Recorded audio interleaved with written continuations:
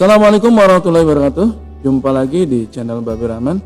Bapak Ibu, saya akan mengulas pertanyaan dari teman kita yang ada di Bangka Belitung, tapi sayang tidak mau menyebutkan namanya. Jadi dia mengirimkan foto surat dari sebuah bank swasta yang isinya, tapi dia menanyakan dulu begini pertanyaannya, kira-kira, Pak, apa yang harus saya lakukan ya? Ternyata saya sudah dilelang dan saya diberitahukan nama pemenang lelangnya dan nomor HP-nya. Saya disuruh menghubungi nomor tersebut, gitu, kira-kira seperti itu. Tapi setelah saya baca isi suratnya, ternyata bukan telah dilelang, tapi tagihan bank tersebut kepada debitur ini telah dijual, atau istilahnya dicesikan, gitu, dicesikan. Dan memang oleh bank tersebut diberitahu pembeli cesinya adalah Mr. X dengan nomor HP sekian. Nah, pertanyaan dia, apa yang harus saya lakukan, gitu ya. Cuman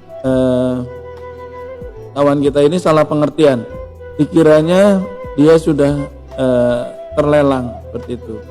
Jadi Bapak Ibu, bila Bapak Ibu mendapatkan surat seperti itu, coba dibaca yang teliti ya, karena biasanya kalau dilelang itu bank tidak memberitahu siapa pemenang lelangnya, hanya memberitahukan bahwa asetnya sudah terlelang, gitu. Dan supaya menghubungi ke kantor, gitu, misalnya kalau ada kelebihan dari hasil lelang gitu. Tapi kalau yang seperti tadi itu sebenarnya belum terlelang ya, tapi hak tagihnya dijual kepada pihak ketiga. Jadi kadang memang ada beberapa bank itu yang nggak mau repot-repot. Jadi ketika ada debiturnya macet dan dirasa akan membuang energi banyak untuk melakukan penagihan terhadap debitur ini, kemudian oleh bank tersebut hak tagihnya dijual kepada pihak lain. Jadi bukan dilelang ya, tapi bukan terlelang asetnya, tapi dilelang atau dijual hak tagihnya. Misalnya bank punya tagihan kepada saya punya kredit macet di bank tersebut 1 miliar, kemudian karena saya ditagih susah, kemudian oleh bank itu dijual kepada pihak ketiga. Yang dijual baru hak tagihnya, jadi agunannya belum dilelang.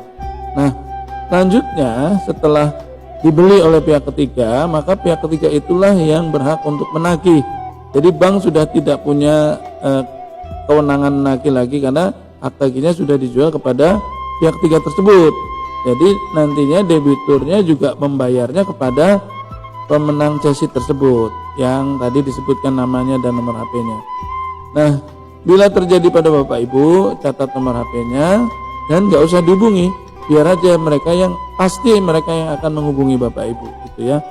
Dan terkadang ada yang mengaku bahwa dia adalah pemenang lelang, padahal belum pemenang lelang, dia baru pembeli cesi, itu pembeli cesinya. Nah, mereka datang menagih, tapi seolah-olah sudah sebagai pemenang lelang dan memberikan pilihan kepada Bapak Ibu untuk membayar sejumlah uang. Tentunya dia pasti ngambil untung ya.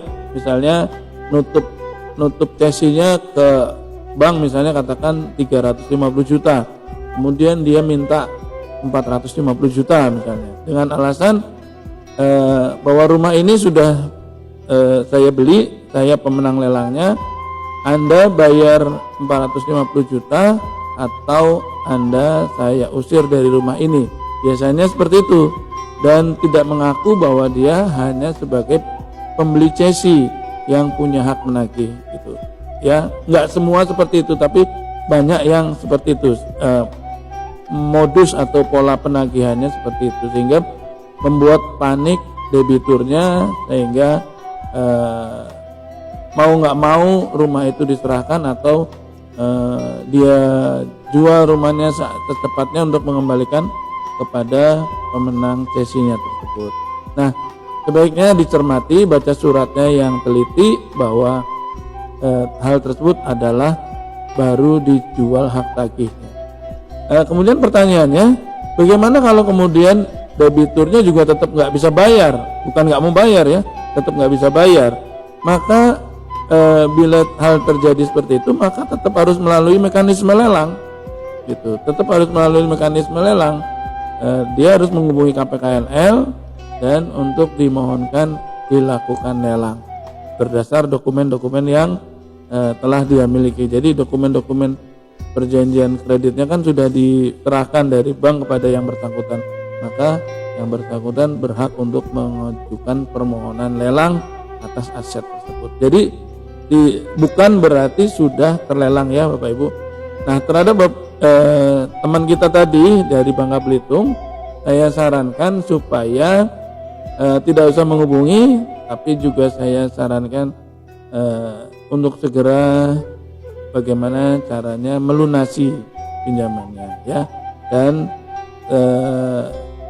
maksimalkan negosiasi gitu, dengan pemenang sesinya tersebut.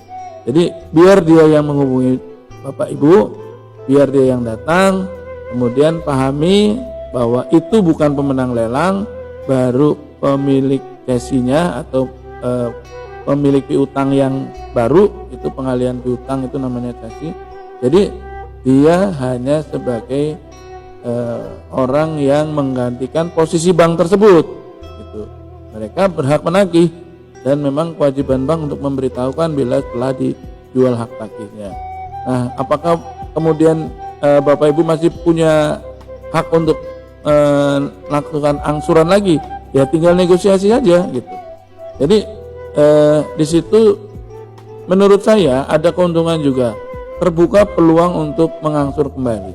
Karena bila pemenang sesinya ini merasakan atau mengalami kendala dalam hal untuk mengusir atau bukan mengusir ya, menagih gitu kan juga harus repot dengan melelang. Nah, biasanya mereka juga membuka peluang untuk misalnya negosiasi lagi, apakah membantu menjualkan asetnya ataukah menurunkan tagihannya dan sebagainya.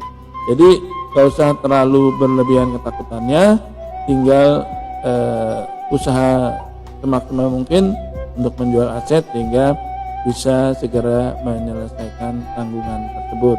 Dan perlu diingat bahwa tagihan Bapak Ibu itu walaupun sudah beralih kepada pihak lain, ingat bahwa itu mereka atau pemenang sesi itu punya kewenangan seperti halnya bank, kewenangan menagih, kewenangan untuk melelang. Jadi jangan beranggapan bahwa saya dulu utangnya sama bank X ini, saya nggak urusan dengan saudara.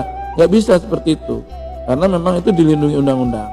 Jadi sebaiknya yang kooperatif dan tapi juga nggak perlu takut berlebihan gitu ya, karena pada dasarnya belum laku di lelang. Gitu ya Bapak Ibu, semoga bermanfaat. Sampai jumpa di lain kesempatan. Assalamualaikum warahmatullahi wabarakatuh.